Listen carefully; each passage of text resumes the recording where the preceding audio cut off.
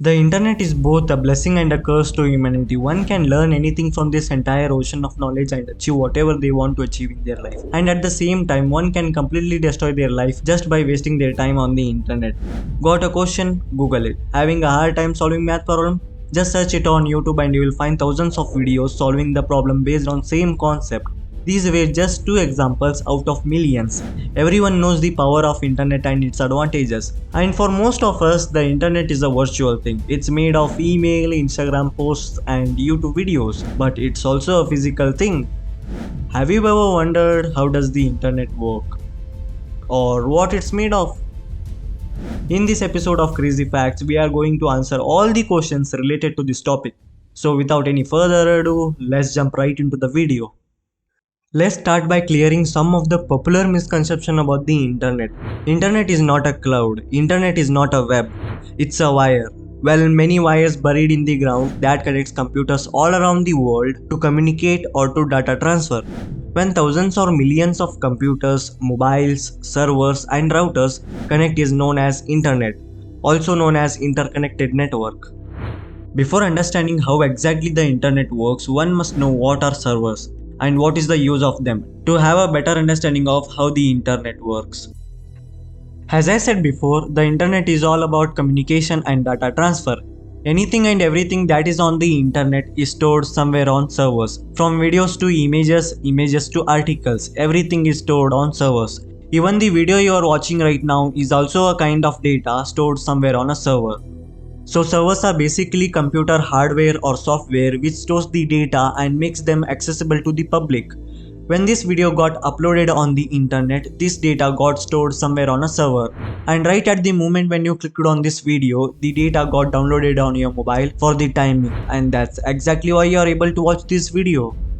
So where are these servers located? Most of the website servers are stored in a place called data center, where servers are managed. A single data center with 850 megawatts of capacity can store up to 6 million servers, which is a huge number of servers. And let's assume that you are watching this video on YouTube. So the data of this video gets stored on a Google data center because, as you know, YouTube is owned by Google.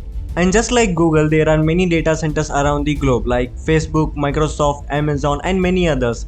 But every website can't have its own data centers because it will cost you tons of money and time. If someone has to create a website, then he would rent an X amount of storage from Google and then the data will get stored on Google servers. So now you might be wondering, how does the data which is stored in data centers reach your mobile? As I said earlier, there are many data centers like Google, Facebook, Microsoft and Amazon. These are American companies. So even the data centers are located in America. So how does the data from America reach other parts of the world? And this is where the fiber optic cables comes in. The entire world is connected with these fiber optic cables, as you can see on your screen. And these cables transfer the data through light pulses, which is way faster than any satellite transmission. These fiber optics are directly connected to the data centers and cross the earth under seas and oceans. And then these cables are connected to landing stations located on the shores of the oceans. And from there, the internet goes to an entire continent, forming a vast network. If we found out where the internet comes from, now let's see how it works. To better understand, let's take an example. Let's say you want to watch a video on YouTube from a phone or a laptop that is connected to the internet via a cable or Wi-Fi via a router.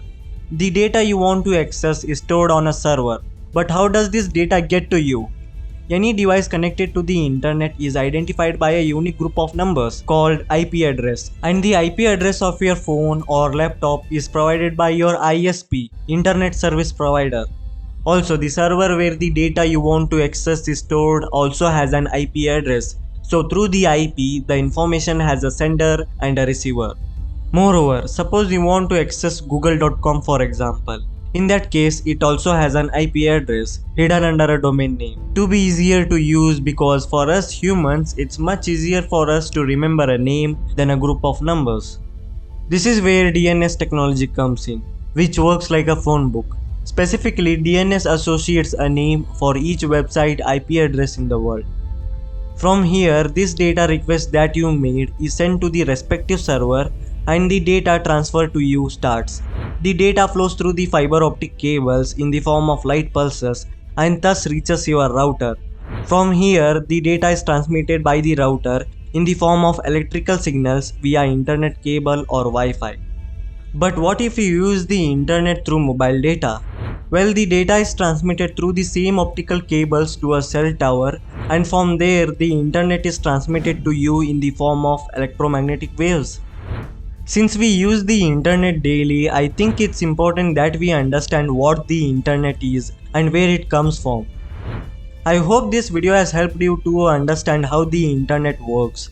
And if you enjoyed this video, then you'll probably really enjoy these videos.